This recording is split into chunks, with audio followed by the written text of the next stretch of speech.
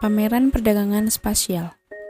Setelah Xiaoyan kembali ke pavilion bintang jatuh, dia dan Yao Lao melakukan retret pada saat yang bersamaan. Sementara keduanya mengambil retret, pil petir dan fenomena tak wajar lainnya sering muncul di langit di atas pavilion bintang jatuh. Peristiwa-peristiwa yang sering terjadi ini menyebabkan banyak murid pavilion bintang jatuh menyaksikan mereka dengan terkejut. Namun, fenomena yang tidak biasa ini tidak merusak apapun di alam bintang. Beberapa tokoh emas gelap diam-diam akan mengisi awan guntur ketika pil petir terbentuk dan akan menyerap semua pil petir sebagai gelombang setelah gelombang suara gemuruh bergema. Fenomena yang tidak biasa ini berlanjut selama hampir setengah bulan sebelum perlahan-lahan melambat.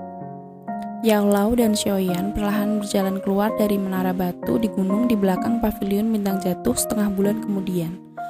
Ekspresi mereka dipenuhi dengan kelelahan. Mereka saling bertukar pandang tetapi tidak memiliki kekuatan untuk mengucapkan kata-kata yang tidak perlu. Keduanya kembali ke kamar masing-masing dan beristirahat selama 3 hari penuh. Xiaoyan dan Yao Lao hanya bertemu lagi di siang hari pada hari ketiga. Setelah 3 hari istirahat, aura mereka telah pulih sepenuhnya. Ayo pergi. Yao Lao tersenyum dan berbicara ketika dia melihat Xiaoyan. Setelah menghitung waktu, pameran perdagangan spesial akan segera dimulai. Sudah waktunya mereka pergi. Xiaoyan mengangguk. Pada saat ini hanya Cailin dan dokter peri kecil yang datang bersamanya. Pavilion bintang jatuh adalah benteng mereka, dan Yao Lao akan pergi kali ini. Oleh karena itu lebih baik bagi lebih banyak orang untuk tetap mendukung pertahanan. Dia tersenyum dan tidak tinggal lama lagi. Kakinya melangkah melalui udara kosong saat ia dengan cepat bergegas ke pintu keluar alam bintang. Ayo pergi juga. Xiaoyan menoleh dan mendesak Cailin dan dokter peri kecil setelah melihat Yao Lao pergi. Dokter peri kecil mengangguk lembut saat mereka bertiga dengan sigap mengikuti Yao Lao. Pameran perdagangan spasial adalah istilah yang tidak dikenal di dataran tengah. Hanya faksi-faksi dan ahli terkemuka di seluruh benua yang sadar tentang informasi yang terkait dengan perdagangan adil spasial. Ketika ini dinamakan perdagangan spasial adil, tidak ada organisator khusus, tetapi semuanya pada akhirnya membutuhkan beberapa aturan untuk menjaga orang-orang sejalan. Seiring berkembangnya perdagangan spasial secara bertahap, seorang organisator yang sesuai akhirnya muncul. Namun, penyelenggara ini bukan ahli tunggal atau faksi. Sebaliknya, perintah dikelola oleh 3 sekte dengan nama yang tidak terlalu terkenal. 3 sekte adalah Gerbang Darat, Sekte Ruang Misterius, dan mencerminkan harta karun gunung. Ketiga nama sekte ini tidak setenar 4 pavilion, namun dalam hal kekuatan, bahkan faksi seperti Lembah Api yang membara dan Sekte Langit yang mendalam tidak akan meremehkan mereka. Ada banyak kekuatan tersembunyi di dataran tengah. Beberapa faksi memiliki profil yang sangat rendah, tetapi mereka juga memiliki landasan dan kekuatan yang sangat kuat. Selain itu, kekuatan faksi-faksi ini tidak kalah dengan faksi terkenal manapun. Tetapi faksi-faksi ini tidak mengekspos diri ke mata orang biasa karena gaya mereka. Ketiga faksi ini cukup dapat dipercaya di mata para ahli dalam dataran tengah. Setelah berurusan dengan mereka berkali-kali, mereka dipilih sebagai penyelenggara oleh banyak ahli bermata tajam. Dengan demikian, tidak ada kecelakaan yang akan terjadi pada acara tersebut. Pameran perdagangan spasial telah menjadi lebih besar dan lebih megah sementara dikelola bersama oleh 3 faksi.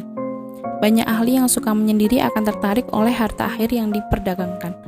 Pameran ini dapat dianggap sebagai tempat perdagangan paling menguntungkan di seluruh benua Douxi. Bahkan skill Dou kelas Tian tidak terlalu langka di pameran perdagangan spasial ini. Tentu saja jika seseorang ingin memperoleh keterampilan seperti itu, seseorang perlu mengambil sesuatu yang akan memuaskan pihak lain. Seseorang seharusnya tidak berpikir untuk mencoba merampok di acara ini. Jika tidak, orang akan menderita serangan gabungan dari 3 sekte pengorganisasian besar dan akan dilihat dengan permusuhan oleh para ahli lain. Karena siapapun yang ingin berpartisipasi dalam perdagangan adil spasial ini perlu bersumpah bahwa mereka akan menyerang siapa saja yang menyebabkan masalah selama acara. Sebagian besar ahli asli masih menyimpan kata-kata yang mereka sumpah.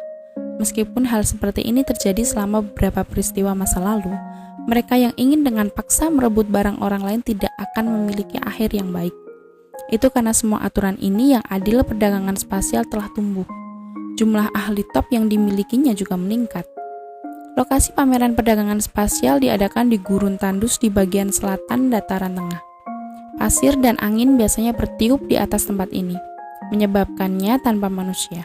Selain itu, Ini adalah daerah miskin dan jarang ada yang faksi yang mencoba mengambil untung darinya. Oleh karena itu, gurun ini adalah gurun yang tandus. Orang biasa tidak akan pernah bisa membayangkan bahwa tempat ini di mana bahkan binatang buas tidak akan pergi adalah area perdagangan terbaik di dataran tengah. Swus. Suara desis angin tiba-tiba muncul di langit yang cerah di luar gunung. Dan 4 sosok buram melintas saat berikutnya mereka muncul di tepi padang pasir. Apakah itu di sini? Xiaoyan mengangkat kepalanya dan melihat gurun pasir di mana pasir kuning mengamuk. Dia bertanya sebagai pertanyaan dengan heran. Aye. Yolo tersenyum dan mengangguk. Matanya perlahan menyapu dia saat dia tertawa samar. Tempat ini mungkin tampak benar-benar kosong, tapi jika kamu merasa hati-hati, kamu dapat mengatakan bahwa ada cukup banyak aura kuat di dalamnya. Xiaoyan mengangkat alisnya ketika dia mendengar kata-kata Yao Lao. Jantungnya bergetar saat persepsi spiritualnya menyebar ke segala arah. Surprise dengan cepat melonjak wajahnya. Dia sempat menyapu persepsi spiritualnya dan menemukan lebih dari 100 aura di padang pasir ini. Yang paling lemah dari aura ini adalah di kelas bintang 3 Daozun, sementara yang terkuat samar-samar memancarkan fluktuasi yang unik. Xiaoyan telah merasakan riak seperti itu dari Yao Lao beberapa kali sebelumnya. Itu adalah fluktuasi misterius yang hanya dimiliki oleh elit Daozeng. Meskipun riak ini sangat redup, itu juga berarti bahwa pemilik aura setidaknya mencapai 8 perubahan puncak dari bintang ke-9 dari kelas Daozun. Kalau tidak mungkin menciptakan fluktuasi seperti itu. Itu memang layak menjadi pameran perdagangan kelas tertinggi di dataran tengah. Itu telah menarik begitu banyak ahli. Xiaoyan dengan lembut memuji. Ini hanya aura yang bisa dia rasakan.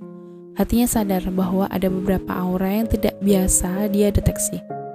Pemilik aura ini kemungkinan akan memiliki orang suci dalam nama mereka. Haha, ini hanya sebagian kecil. Setelah memasukkannya, kamu akan menyadari bahwa itu benar-benar sesuai dengan reputasinya sebagai high-end. Yao Lao membelai janggutnya dan tertawa. Dia segera menambahkan dengan serius. Kalian semua harus bersikap begitu kami masuk. Ada banyak ahli di dalamnya. Beberapa sekte tersembunyi mungkin tidak terkenal, tapi ada sekte yang mungkin mengandung keberadaan Daozeng yang mirip iblis. Oleh karena itu, sebaiknya hindari menyinggung mereka jika kita bisa. Kelompok Xiaoyan mengangguk ketika mereka mendengar Yao Lao memperingatkan mereka.